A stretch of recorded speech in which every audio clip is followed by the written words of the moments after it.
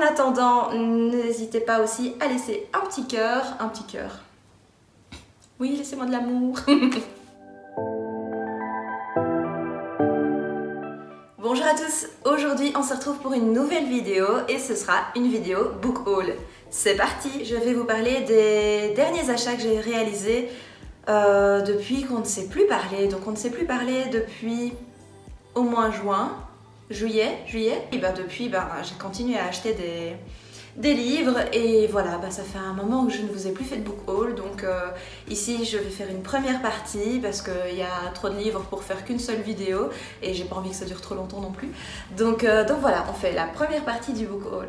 Pour commencer, je me suis laissée tenter par 3 romans de Franck Tillier. Vous verrez que c'est au format poche. Moi qui achète des poches, c'est rare.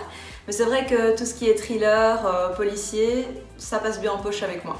Donc j'ai acheté 3 romans de Franck Tillier. J'ai acheté La Chambre des Morts chez Pocket, Vertige, toujours chez Pocket, et Puzzle, encore chez Pocket. Dans La Chambre des Morts, on part sur une histoire où 2 personnages tombent en pleine nuit sur un cadavre avec à côté un sac de sport contenant 2 millions d'euros et on se demande ce qu'ils vont en faire. Voilà, eux apparemment ont très vite choisi et de là se déroulent plein de choses. Donc voilà, je trouvais l'intrigue assez intéressante à voir comment ces 2 personnages vont réagir. Dans Puzzle, nous suivons Ilan et Chloé, si je me trompe pas, oui, Ilan et Chloé qui vont participer à un jeu qui s'appelle Paranoia et on leur dit que la première règle c'est que de ce qu'ils vont vivre, rien n'est réel. Et la deuxième règle qu'ils reçoivent, c'est qu'un des 2 va mourir aujourd'hui. On ne sait pas trop comment ça va tourner. Il tombe apparemment sur un premier cadavre. Voilà, ça a l'air assez palpitant, assez intriguant. Donc je me réjouis de me lancer dans cette lecture. Dans Vertige, on est toujours dans quelque chose de palpitant. Un homme se réveille au fond d'un gouffre avec 2 inconnus et son fidèle chien. Lui est enchaîné au niveau des poignets. Le suivant au niveau des chevilles et le 3e est totalement libre mais il a un masque qui menace d'exploser si jamais il s'éloigne des 2 premiers. Je me demande pourquoi il se retrouve là et évidemment ce qui va se passer. Franck Tillier a vraiment des scénarios hyper intrigants. Franck Tillier pour qui j'ai craqué parce que j'ai vu une vidéo de Steph de la chaîne Piketty Bookin. Voilà, elle m'a totalement convaincue de me lancer dans les lectures de cet auteur. Donc voilà, merci Stéphanie si tu passes par là et je me réjouis de me lancer là-dedans.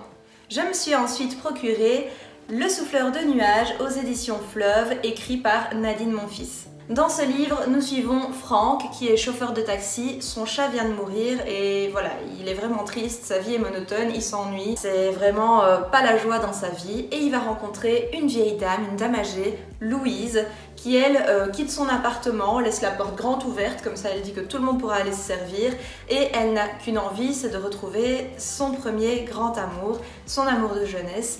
Et ils partent tous les 2 dans un périple à la recherche du grand amour de Louise. Donc voilà, on les suit tous les 2 dans ce périple et franchement j'ai lu ce livre déjà et j'étais un peu dans un mood un peu morose. Moi aussi je trouvais, ça n'allait pas au boulot, c'était un peu compliqué. J'avais besoin de choses positives et j'ai trouvé ce livre vraiment bien. Franchement ça a été un coup de cœur donc je me réjouis de vous faire un retour très rapidement. La prochaine lecture m'a été vivement conseillée par une collègue justement, une ancienne collègue du coup, quand ça n'allait pas au boulot. C'est vrai que j'essayais un petit peu de tout gérer et d'avoir un impact sur beaucoup de choses et on se rend compte que dans une grande institution, une seule personne peut arriver à faire bouger des petites choses mais pas tout. Et c'est vrai que j'avais du mal à le gérer. Donc elle m'a conseillé de lire Kilomètre Zéro de Maud Ankawa aux éditions Erol. Dans ce livre, on suit Maëlle qui a un train-train quotidien assez important. Donc elle travaille beaucoup, elle est habituée au luxe, elle a un rythme de vie assez important. Et tout d'un coup, elle est appelée par son amie Romane qui dit que c'est une question de vie ou de mort et elle doit partir au Népal. De là, elle va faire plein de rencontres et elle va se rendre compte de ce qu'est le vrai bonheur, la vraie importance des choses. Et apparemment, ce livre est une vraie révélation. Donc je me réjouis de le lire, je ne l'ai pas encore lu. J'ai changé de travail entre temps, mais voilà. Mais ça me tente quand même de le lire parce que, on sait qu'on est les seuls acteurs de notre bonheur. Mais voilà, du coup c'est une lecture qui risque d'être très inspirante, donc je me réjouis de la découvrir. Le livre suivant est un livre jeunesse que je me suis procuré aux alentours d'Halloween. Je ne l'ai pas lu pour Halloween, voilà. C'est pas grave, on le lira une prochaine fois. C'est Mystère à Riddling Woods de Samuel J. Alpin aux éditions PKJ. Je ne me souviens plus tout à fait du résumé, mais voilà, apparemment on suit Poppy. Poppy emménage chez sa grand-mère qui est couturière et il y a une histoire comme quoi ils ne doivent pas laisser les fenêtres ouvertes pendant la nuit. Enfin voilà, il y a des choses bizarres qui se passent et apparemment il se passerait quelque chose dans les bois aux alentours. Donc voilà, un petit suspense jeunesse. Je trouvais que ça avait l'air pas mal, donc voilà, je me suis dit pourquoi pas me lancer là-dedans. En plus, en jeunesse, c'est toujours sympa, c'est toujours plus léger. Pour compenser les franctiliers, ce sera pas mal. Ensuite, en tant que bonne booktubeuse que je suis, bonne entre guillemets, hein, on est d'accord. J'ai quand même arrêté de faire des vidéos pendant un bon moment, mais bon, bref. Je me suis procuré L'année de grâce de Kim Liggett aux éditions Casterman. Un livre que j'ai lu, on en a beaucoup parlé sur tous les réseaux, comme quoi voilà, c'était un bouquin qui était proche de La Servante écarlate, surtout au niveau voilà, du message féministe qu'il renvoyait. Je l'ai lu, je vous ferai un retour. Je suis assez mitigée par rapport au bouquin, voilà, je vous expliquerai tout ça dans le retour. Ensuite, j'ai acheté le livre de M de Pink Shepherd aux éditions Albin Michel Imaginaire. Dans ce livre, les protagonistes perdent petit à petit leurs ombres ainsi que par la suite leurs souvenirs et leur identité, et cela peut devenir dangereux. Je dois dire que le retour qu'a fait de nouveau Stéphanie de la chaîne Steph de Picty Bookin m'a vraiment convaincue. Je pense que ça a été un coup de cœur pour elle et voilà, je me suis pas encore lancée dedans.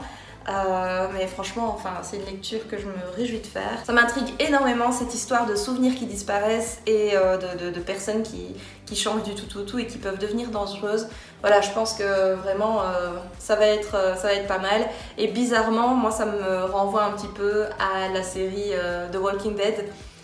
Rien à voir avec des... je suppose, hein, rien à voir avec des morts vivants. Mais voilà, avoir des personnes qu'on connaît qui changent totalement et qui deviennent dangereuses, bah, ça doit être quelque chose de très perturbant. Donc voilà, c'est un livre qui m'intéresse vraiment beaucoup et que je me réjouis de lire très vite. Dans le précédent book haul, suite à la wishlist interactive que je vous avais faite, vous aviez le choix entre Tant pis pour l'amour et Ces jours qui disparaissent. Et je vous avais dit, de toute façon, je me procurerai Ces jours qui disparaissent. Et voilà, chose faite. Donc Ces jours qui disparaissent de Timothée Le Boucher aux éditions Glénat. Et ça, c'est l'édition spéciale 50 ans d'édition. J'ai lu ce roman graphique. Je sais que Pepper Palace a eu un énorme coup de cœur pour ce roman graphique et que beaucoup de booktubeurs l'ont lu du coup et que ça a été voilà, quelque chose, enfin un roman vraiment coup de cœur pour beaucoup de monde. Moi, j'ai beaucoup apprécié, je vous fais un retour bientôt. Enfin, en me promenant dans les rayons de mon Carrefour, parce que oui, il y a un Carrefour pas loin de chez moi et il y a un énorme côté librairie. Je crois que j'ai jamais vu un Carrefour avec un si grand côté librairie. Bon, je vous avoue que du coup, bah, j'y craquais.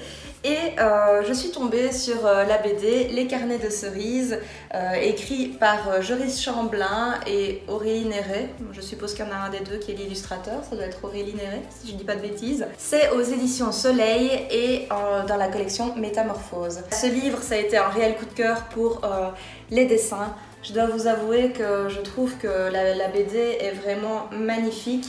Les couleurs utilisées, les dessins, la fraîcheur des visages, enfin voilà, c'est vraiment ça moi qui m'a fait, et même cette couverture, quoi. Je trouve que les carnets de cerises, enfin, c'est vraiment un très bel objet et c'est vraiment ça qui m'a fait moi craquer pour cette BD. Après, bah, je l'ai lu, c'est vrai que c'est quand même fort jeunesse. Mais le message livré dans ce tome est vraiment magnifique, donc bon, je me dis pourquoi pas continuer à lire les tomes suivants. De toute façon, c'est pas perdu. Le jour où j'aurai peut-être un enfant, il sera encore temps de lui raconter les histoires ou qu'il les lise plus tard. Je trouve qu'en plus c'est vraiment un super bel objet Et voilà, c'était une belle découverte, une chouette découverte et vraiment un plaisir pour les yeux. Cette vidéo est à présent terminée. Comme je vous l'ai dit, ce n'est que la partie 1 du book haul depuis juillet. Je vous en referai un certainement dans quelques semaines. N'hésitez pas à rester connecté et à vous abonner et d'appuyer sur la petite cloche pour pouvoir ne rater aucune de mes vidéos. N'hésitez pas à me dire en commentaire si vous avez lu un de ces livres, ce que vous en avez pensé. S'il y en a un qui fait partie de votre wishlist, si je vous ai donné envie d'en acheter un. Bon voilà, là je vous ai pas vraiment donné d'avis, donc je ne sais pas si je vous ai donné envie d'en acheter un, ou peut-être rappeler, ah oui tiens, celui-là il faut que je me l'achète. Voilà, n'hésitez pas à me le dire en commentaire. Je me réjouis de lire tout ça et de vous faire les retours. Il y en a déjà quelques-uns pour lesquels je dois vous faire des retours, donc on se retrouve bientôt pour ça. N'hésitez pas à me suivre sur Instagram, même si pour le moment je suis un petit peu plus discrète, on va dire, je suis un petit peu moins présente. J'essaye d'abord de bien me relancer sur YouTube et après je reprendrai le rythme pour Instagram. Donc voilà, restez connectés aussi, on sait jamais. N'hésitez pas à laisser un petit pouce, ça m'aide beaucoup. Et voilà, on se retrouve la semaine prochaine pour une autre vidéo. J'espère que celle-ci vous a plu. À très bientôt, bye.